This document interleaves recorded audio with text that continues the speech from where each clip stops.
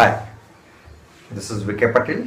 I welcome you to the video classes on basic electronics. Today we will discuss about open loop differential amplifier. In my last class we have discussed about open loop inverting amplifier, open loop non-inverting amplifier. Now we will discuss about open loop differential amplifier. In differential amplifier, which is open loop, I need to apply the both inputs, that is input to the inverting as well as non-inverting terminal of the operational amplifier. The supply voltages are plus Vs minus Vs and output voltage which can be evaluated as A into Vd. Let us say V1 is the voltage which is applied to the non-inverting terminal, V2 is the voltage which is applied to the inverting terminal. Now the differential voltage Vd can be given as V1 minus V2 and the output voltage V0 can be evaluated as A into Vd, which is equal to A into V1 minus V2. So this is what the open loop differential amplifier, right? So here in differential amplifier we have applied both input simultaneously, whereas in single ended amplifier configuration we apply either input to the inverting terminal or to the non-inverting terminal. Next to this open loop differential amplifier, we will discuss a closed loop configuration of the operational amplifier. As discussed earlier, closed loop configuration means we have a feedback. That is, we have a connection from output to the input. Again, in closed loop configuration, we have inverting amplifier, we have non-inverting amplifier, and we have differential amplifier. Let us first discuss about the inverting amplifier. So in this closed loop configuration, we have a feedback. Right. Again, there are the two types of the feedback: positive feedback and negative feedback. What is positive feedback? This is the symbol of operational amplifier. Non-inverting input terminal, inverting input terminal, supply voltage is plus Vs minus Vs, and this is output voltage. If I connect this output voltage to the non-inverting terminal, then this output voltage it gets added with the input, and such type of feedback we call it as the positive feedback. Getting my point? If there is the connection from output to the input such a way that output it gets added to the input, such feedback is known as the positive feedback. The other way of applying the feedback is negative feedback, where I need to connect the output to the inverting terminal of a op-amp. If I connect output to the inverting terminal, then this output voltage it gets subtracted from the input, and the net input or the effective input to the op-amp is reduced. Such type of feedback is known as negative feedback. There are the certain applications where I can use the positive feedback, and there are the certain applications where I can use the negative feedbacks. Usually we prefer the negative feedback. The reason is that negative feedback it ensures the stability, whereas the positive feedback it leads to the instability of a circuit, right?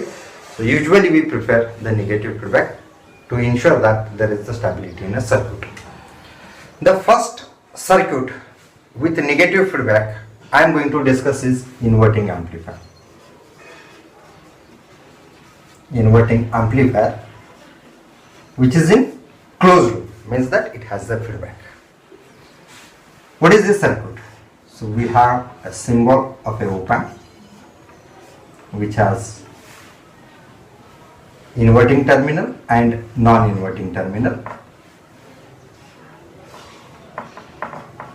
Supply voltages are plus Vs and minus Vs. I can interchange this because this is only a symbol representation. It is not necessary that always I should represent the positive terminal upside and negative terminal downside. It is not necessary. It is only a symbolic representation. I can interchange so that I can easily draw the circuit. That's all. Now here output voltage is fed back to the input. That is nothing but the feedback. It is the closed loop. I need to apply the output, or I need to connect the output to the input, and I am going to use the negative feedback. Hence, output must be connected to the input inverting terminal through the register RF. So RF is the feedback register. So output is fed back to the input, that is again to the inverting terminal. Hence it is the negative feedback, and I need to apply the input V1. Positive terminal is grounded. That is what non-inverting terminal is grounded. This circuit is known as inverting amplifier. This circuit is known as inverting amplifier. Let us say that this is the resistance R. Understood what I have done? Output is connected to the input. More specific, output is connected to the inverting input terminal. Hence it has the negative feedback. Right? So for this circuit, let us derive the expression for the output voltage. Okay. So before discussing expression for the output voltage for this circuit, we need to discuss what is the concept of virtual ground. Concept of virtual ground.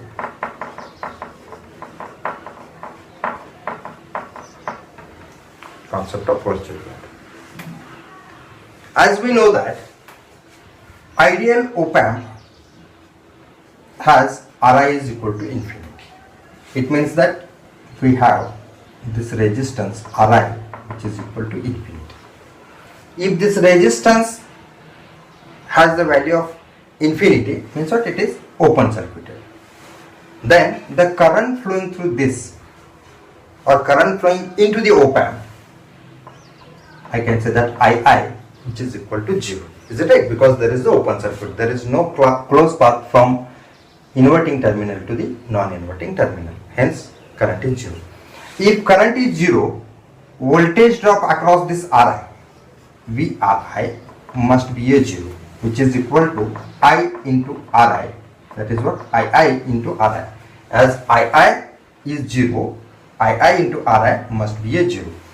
As this is 0, voltage at non-inverting terminal, let us say VA, it must be equal to the VB, because whatever the voltage it is here, the same voltage it should be there, because voltage drop across this Ri is equal to 0. Hence I can say that VA, it must be equal to the VB.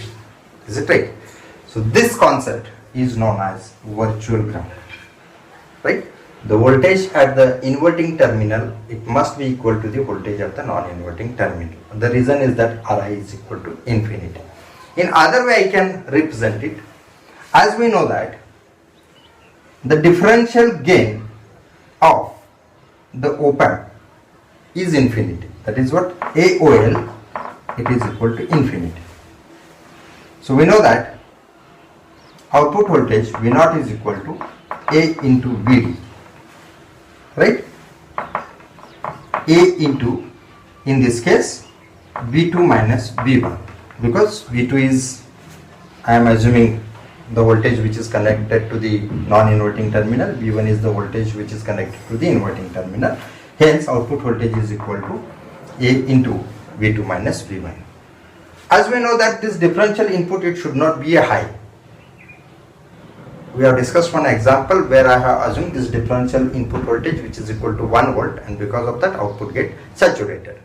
If I wish to configure this op-amp to work in linear region, I need to apply this differential input very small. Let us say it is 1 microvolt. 1 microvolt. Therefore I can say that V2 minus V1 is equal to 1 microvolt. 1 microvolt is very small and it can be neglected. So therefore I can say that V2 is approximately equal to the V1. That is what? V1 is equal to the V2. In other words, I can say that voltage at the inverting terminal, it must be equal to the voltage at non-inverting terminal. And this is known as the concept of virtual ground. Thank you. In next class, we'll discuss about the expression for output voltage for this inverting amplifier.